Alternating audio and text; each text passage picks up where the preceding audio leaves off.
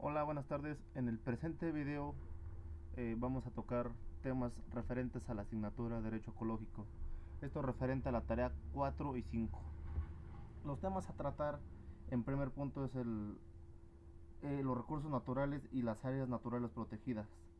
Sobre recursos naturales vamos a tocar lo que es su definición, su clasificación. Referente a las áreas naturales protegidas, de igual manera va a ser su concepto, tipos y características de estas áreas protegidas. El siguiente tema va a ser expuesto por mi compañera, va a ser medios de control, seguridad y sanciones, en el cual va a tocar lo mismo, medidas de seguridad en base a la definición, sanciones administrativas que marca la legislación en la materia, delitos de orden federal y cómo hacer una denuncia popular. Los recursos naturales son todos los bienes materiales y servicios que de la naturaleza provee sin haber sido afectados por una intervención humana. En términos legales, la ley en la materia lo define en su artículo segundo, fracción 30, como el elemento natural susceptible de ser aprovechado en beneficio del hombre. Cuando hablamos de recursos naturales, tenemos que entender que son muy valiosos para la sociedad humana, ya que sirven para contribuir al desarrollo y al bienestar de forma directa con materias primas, minerales y alimentos, o de forma indirecta con aportes a la parte ecológica. Hay varios tipos de recursos naturales. Algunos recursos naturales demuestran un carácter de fondo y otros se consideran como flujos.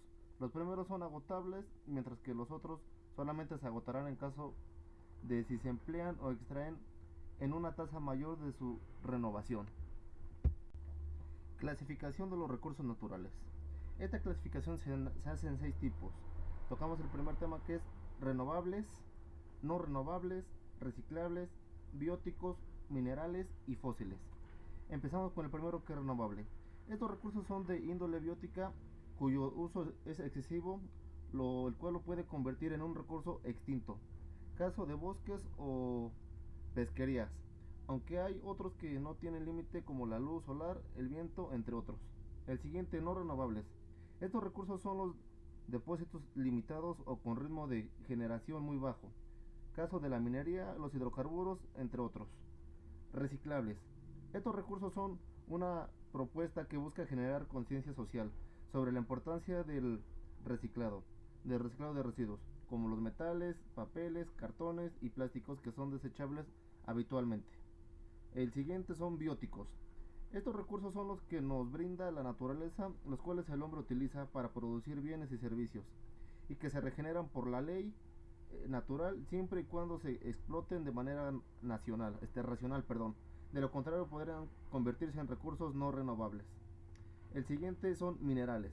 Son aquellos recursos que se atraen de sustancias minerales utilizadas en diferentes tipos de procesos, ya sea directamente o mediante una preparación adecuada, en función de sus propiedades físicas y químicas, y no en función de los elementos extraíbles ni de la energía. Por último, tenemos lo que son fósiles. Se llaman combustibles fósiles aquellos recursos naturales que se han formado a partir de las plantas u otros organismos vivos que existieron en tiempos remotos en la Tierra. El carbón en todas sus variedades, el petróleo, el gas natural son algunos ejemplos de los más importantes. Áreas naturales protegidas.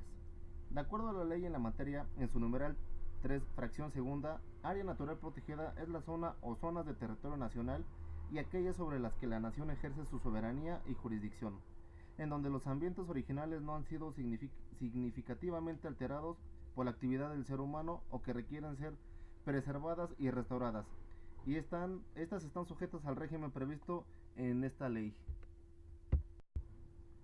Tipos y características de las áreas naturales protegidas. De acuerdo a la Ley General de Equilibrio Ecológico y Protección al Ambiente, son 9 los tipos de áreas naturales protegidas. Esto lo podemos encontrar en su artículo 46, y el cual son las siguientes: reservas de la biosfera, parques nacionales, monumentos naturales, áreas de protección de recursos naturales, áreas de protección de flora y fauna, santuarios, parques y reservas estatales, así como las demás categorías que establezcan las legislaciones locales, zonas de conservación ecológica municipales, así como las demás categorías que establezcan las legislaciones locales, áreas destinadas voluntariamente a la conservación.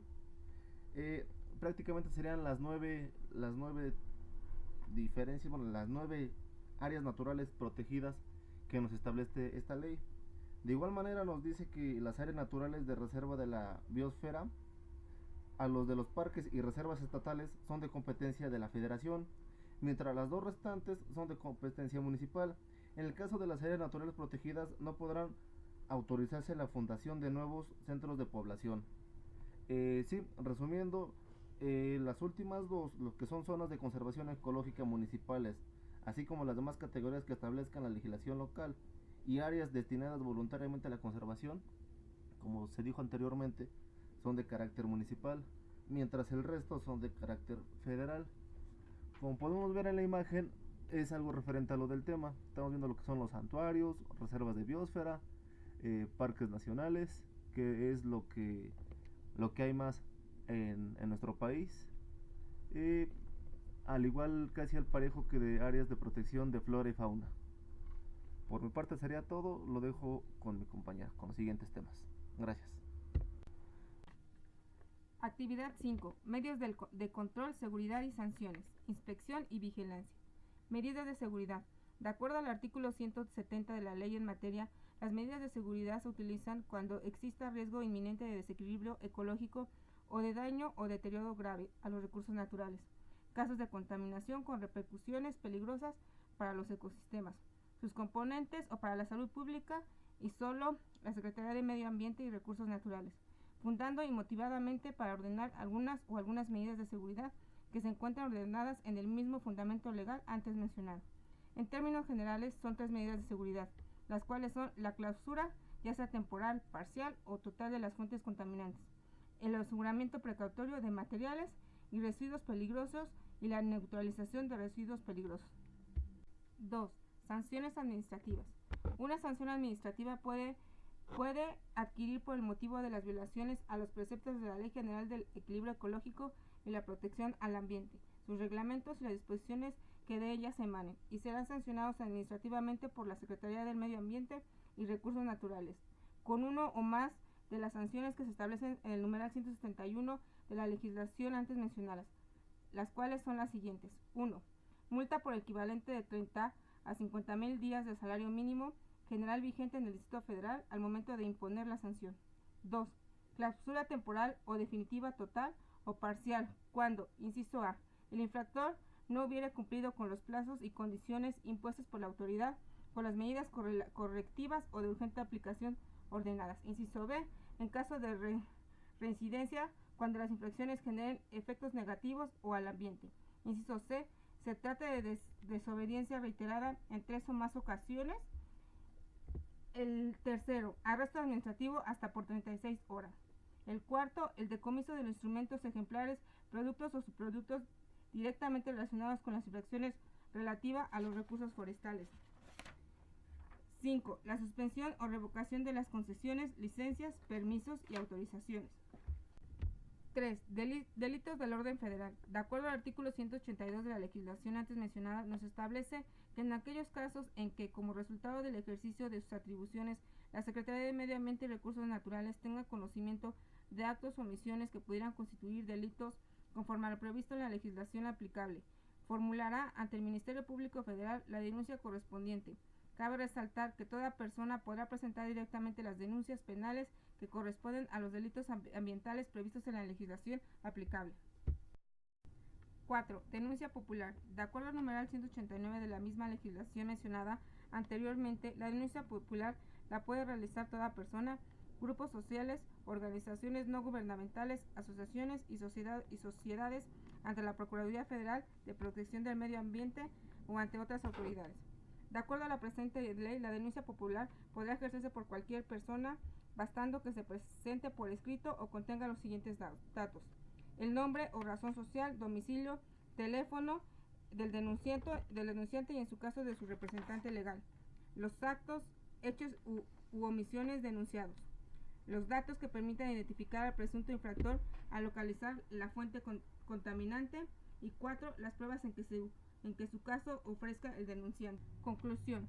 Un área natural protegida es una porción del territorio terrestre o acuático, cuyo fin es conservar la biodiversidad representativa de los distintos ecosistemas para asegurar el equilibrio y la continuidad de los procesos evolutivos y ecológicos, y cuyas características no han sido esencialmente modificadas.